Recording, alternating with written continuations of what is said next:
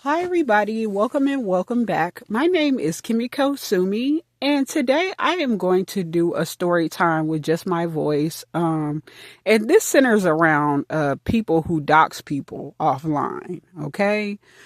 If you don't know what doxing means to find somebody's information online. Usually, if they're online and it's somebody that a person doesn't like or something like that, or they want to just you know go further and stalk that person. Doxing is when you get somebody's information that you don't really care for, or you're just obsessed with, and you get their information online and you decide to stalk them in person. Okay, like try to get their home address, where they work, X, Y, and Z. So anyway, y'all, years ago when I had my start to begin to wake up spiritually at 26 years old, as you already know or may know, that I ended up homeless in Los Angeles, but that was because of my own poor choices. It wasn't because I couldn't make it or nothing like that. It was because of my own lack of effort and different things like paranoid schizophrenia being brought upon, and different mental illnesses, and not really knowing what to choose and what to do. It was mental illness mixed in with my own lack of effort and willpower. Okay. So anyway, basically, so I ended up in a shelter. For a long time, I would not go to a shelter, but I finally went to a shelter in Wilmington, California. And so, I just thought everything was normal, but I did start to realize that it's like something is kind of different about me. Okay, I'm hearing these voices. I'm starting to talk to myself, because I've always talked to myself. Don't get me wrong, y'all, when I needed to calm myself down when I was younger, but I would never do it in front of people. And it was very rare that I would do it too. And especially in front, my own family wouldn't really know too much, except for my sister a little bit, but I would never really be in front of people talking like that before my paranoid schizophrenia came about when I was 26. And that happened when I was homeless in Los Angeles, because I just started to talk to myself. But that's another story. Anyway, just to get to the point. Anyway, so I was like, wow, okay, I'm hearing all these voices. So I wasn't sure about what was real and what was not. So I was at the shelter in Wilmington, and I noticed that there was this girl there, and she was very clean and neat looking. She looked very polished, and I thought, okay, well, because I took care of myself very well. So I was like, okay, well, and I thought in me, even though I would take care of myself well, I knew that I wasn't as polished as I still should be or could have been. And so I was really impressed by her. I was like, wow, she keep herself together for somebody that's homeless, that's in a shelter. Okay, she looks very neat and nice. And she didn't look like she belonged there. She was younger, and she looked like she was fairly attractive. She was, she just didn't look like she belonged there, like the other people. Even me, we didn't look as neat and as polished as her. She just looked like she was too stable-minded, X, Y, and Z.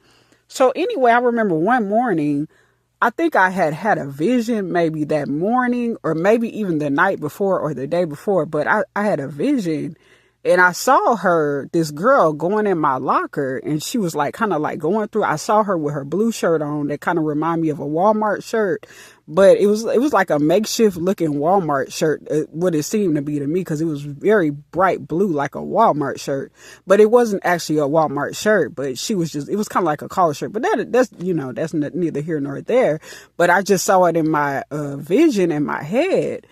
And so something told me when I went by my locker, while she was going through her locker, but I was in my locker trying to get my stuff in the morning.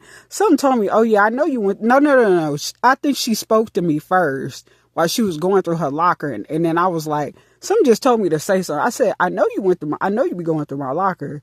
Y'all, she just stopped right there, and she stared like she had got caught. And I still thought I was just making it up in my head. I was just kind of like, okay, whatever, okay, well, I don't know. Maybe she just felt some way because I just accused her of something, but she didn't deny it either. She really didn't even deny it. So anyway, we had to leave for the day, because if you know about a shelter, you usually have to go out during the day and come back in the evening. So I remember when we came back in the evening, she did not return. But then I also got a download that she walked somewhere and got in a car and drove off somewhere. Okay. So that was my first initial, like, okay, like realization. Dang, people are watching me. I'm being watched. People are not just online watching me, but they're offline.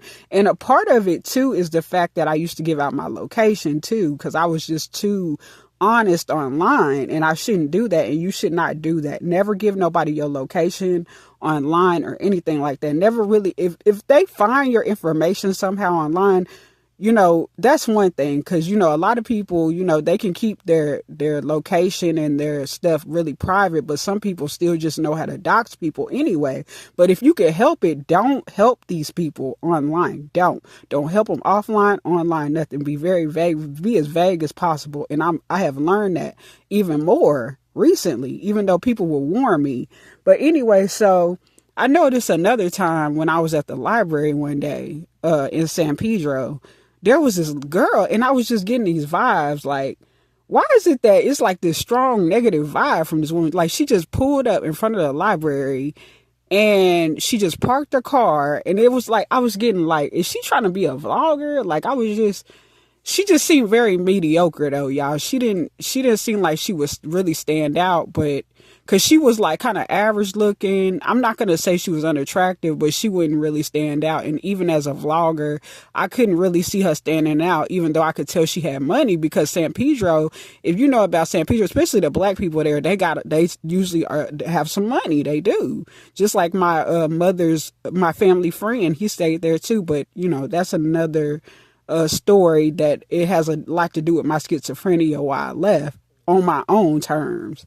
But anyway, that girl, you could tell that she probably had a lot of stability and stuff like that. But she was average. She was kind of basic, and I could tell that she probably was trying to be a vlogger. That's what we called them back then, vloggers. And, people say digital creators and content creators, but it was like vloggers, influencers back then. So I was like, okay, I kind of see this, but I didn't know for sure. I still didn't really completely agree with my intuition and stuff about her. But I noticed she came out the library. She parked the car. She went in the library, and then she came out real quick. And then she walked up to me, and she said, "Do you want this food? She was offering me food. Like, yeah, I know you're homeless. So, like I'm being gracious to you. I'm being humble. So, do you want this food? And I was dressed up, y'all. I really was. But you could still tell that I wasn't as polished enough, because you could still kind of tell that I didn't really have a home. But it wasn't like, unless I told a person, that's the only way they would probably fully think that. But on site, like initially, I really didn't look that out of place. Like it didn't look like I was totally out of place. Like, displaced. Okay.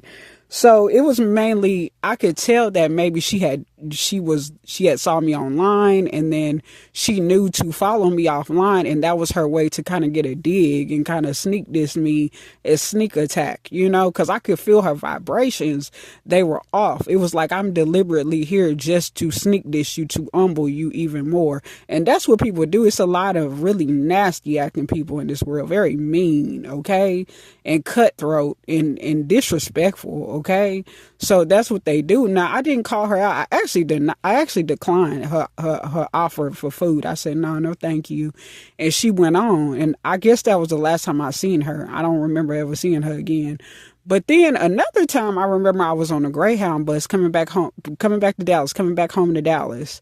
Because I realized I just had enough in LA, because, I was not getting where I needed to be like I wanted to. My mental illness was getting, worse, and I just need to come back home and kind of regroup. So anyway, I was on the Greyhound bus, and I remember I was looking up in the clouds and stuff, and I kind of seen an image that reminded me of me and my family as Nefertiti with my babies and stuff, and even my husband at the time. I saw the cloud that looked like us. It looked like the hieroglyphics that you've seen for years in history. So I was seeing that, and I was like, okay. And I was kind of getting happy, even though I don't really have that much, hope for that situation with that person. I'm more so, I feel more like a single mother now, mind you, by the way. Okay. And I cherish that I became a mother at some point. Because in this lifetime, I don't physically have children, but to know that I actually have them, that I created souls, that's amazing to me. So anyway, I was just kind of looking up in the clouds, kind of seeing something like that, whether I realized it, whether it was just my imagination or not.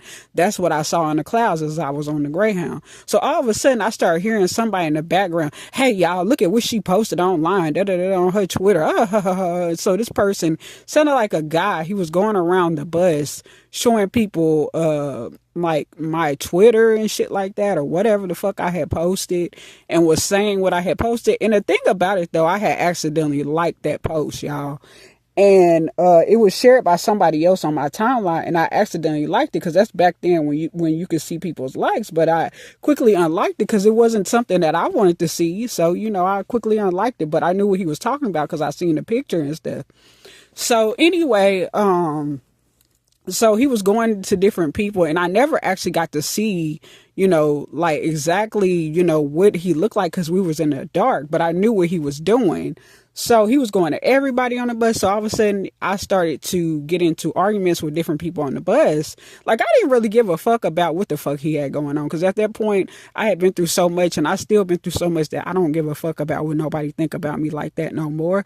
I still like to keep myself together and walk within, with good intentions and pure intentions, and do the right thing. But I don't care what anybody assumes about me or thinks. But I was still defending myself. So anyway, the bus driver, he stopped the bus, and I remember he came to the back of the bus, and he told me to sit at the front of the bus. And I got up and I sat at the front, and he was very nice. I got up and sit at the front of the bus and this elderly lady was sitting on the side where the window was at, and I could tell she didn't really want me to sit next to her, because a lot of people don't, it's about comfortability too, and plus she didn't know me, you know what I'm saying? So I understand. But it was only a short while, because we were approaching Dallas, so it didn't even take that long. But anyway, y'all, so basically this is my video about how people dox people, and how you should be careful, and how my intuitiveness, intuitive abilities, psychic abilities has helped me see people, and I can pick up on people very well, and people can tap into their intuition. You can tap into it. You just got to practice it. Okay. You got to practice knowing, just remember patterns about people. Pay attention to what, okay. Remember that last time, remember lessons. Okay. Look at things as lessons and learn from them. And that's how you can tap into your intuitive abilities too. And you can sum up people in situations very clearly, so you won't make the same mistake again. Okay. More than likely. So I just want to leave y'all with this video, and, I hope you like, comment, subscribe, share my video, hit the notification bell if you like, and I will see y'all in another video, my lotus flowers. And I hope y'all have an amazing rest of the day, and I will too. And I will see y'all in another one. Peace. I'm out. Bye-bye.